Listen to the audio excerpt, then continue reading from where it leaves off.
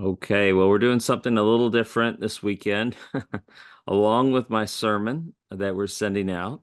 And we just sometimes send out stuff about Greek. Occasionally, we'll send out recordings of other events that I've done or someone else has done. And so we sent out a chapel sermon that I did recently here at the seminary, at Southern Baptist Seminary.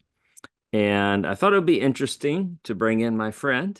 This is a humbling aspect too. My friend, Dr. Scott Blue. Dr. Scott Blue has his PhD in preaching. He pastored for many years, and he also has a little side business consulting with preachers, where he he will watch a video of a sermon, give advice.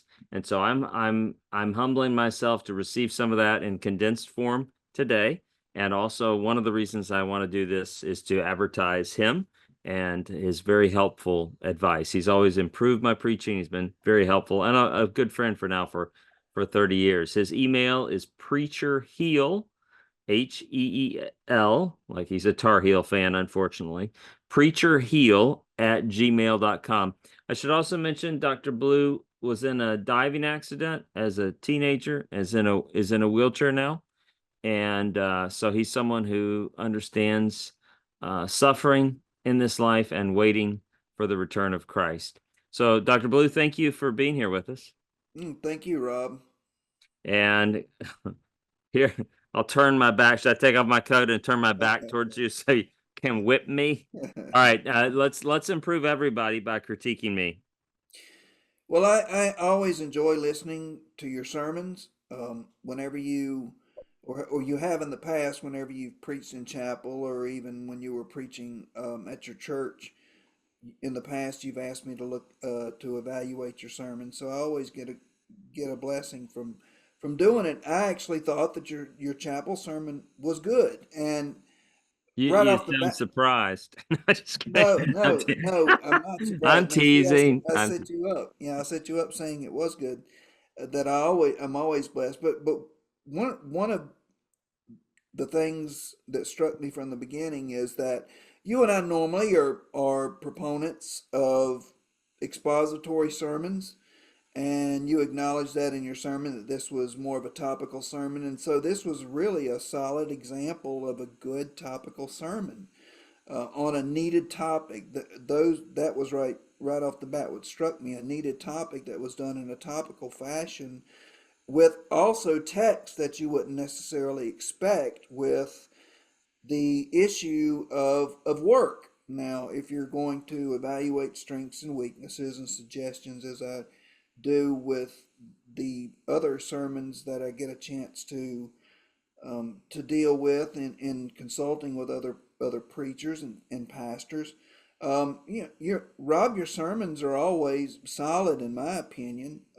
Minor adjustments, let's say, that I would make, but you're a good speaker, very relaxed. You have a really solid natural humor about you in your speaking that always comes through. It's not forced and it's not aggressive, as some people have seen preachers use. There were some, even though it was more topical, you still dealt with, for instance, the whole issue of the calling. And I thought that was, to me, that was the highlight for me, when you dealt with the whole calling of work. And the Greek, when you brought Greek in, and it was a balanced use of Greek in a sermon, so that was good. Your illustrations, especially your personal illustrations, were good. There were some things that you may want to consider, maybe not using illustrations back to back. You can, but I think it works better to have, like, maybe one major illustration or a smaller illustration under each main point or sub point, somewhere in there. There are some nonverbal suggestions that I can make. You do favor your right side in this sermon when you're preaching, to where your movement was always towards the right side, which does give somewhat of a subconscious message that I only care about one side of the congregation, and the other people that don't. So you want to balance that. I would also suggest watch what you do with your hands. That you can be too relaxed. It is possible to be too relaxed in a pulpit, in my opinion. In your left hand, about half the sermon you had your hand in your pocket. But those are minor things that can be corrected. But what I would suggest also is that you did have a main idea for your sermon, and you would probably be able to phrase that better than I could. But you could have, I would have tinkered with your main points. For instance, maybe that your big idea might be, I wrote one down here, God can use your work to bring glory to him, or God can use your work can be used to glorify God as a big as your big idea or main point. And then how do you go about doing that? You and I have had this discussion before, that you intentionally left your third point, that originally it was going to be your first point, right? Am I correct? Yes, that's right. I switched the calling to point three. Yeah. hmm And I would suggest that you actually move it to your first point, and use that, because that to me was your strongest point.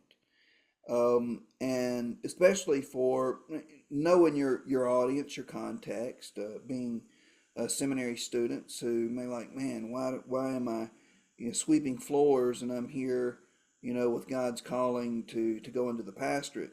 But it could work with all of us, preachers, or even people in churches. But say, for instance, if your main point, your work can be used to glorify God, and then ask a transition question, well, how exactly can I better glorify God in my work? Well, I would say, for instance, accept the call of God. Um, Second of all, reflect. I have to. I'm bad about reading my own writing, but I've got an excuse because of my handicap.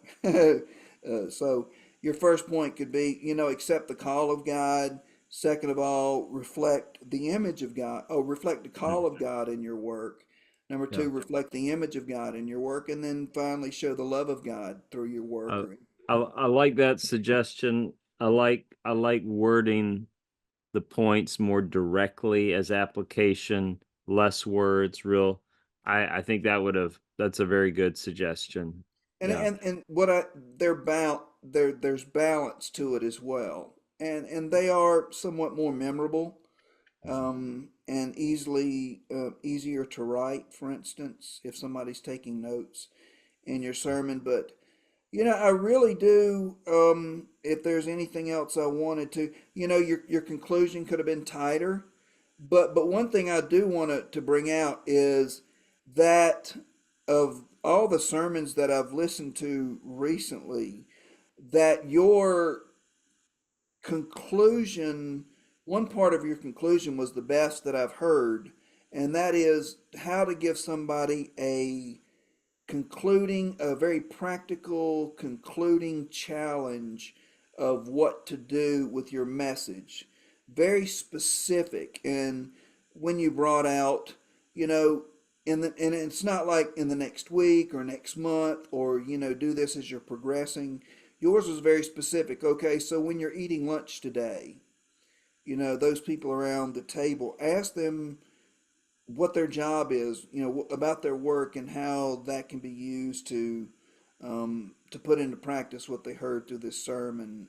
How can you see it as a calling, and how can you share God's love through it, or how have you shared God's love through it, and how does that reflect God's image in the work that you're doing? So, it was a good sermon, and you and I both, from being at Southern as students and master's degree students and doctoral students, we heard plenty of sermons in chapel, and sometimes they can be overly theological and philosophical, or educational.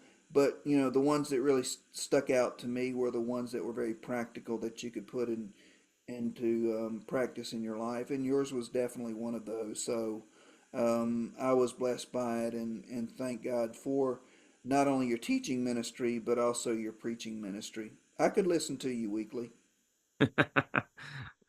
You're very kind. And yeah, I appreciate it.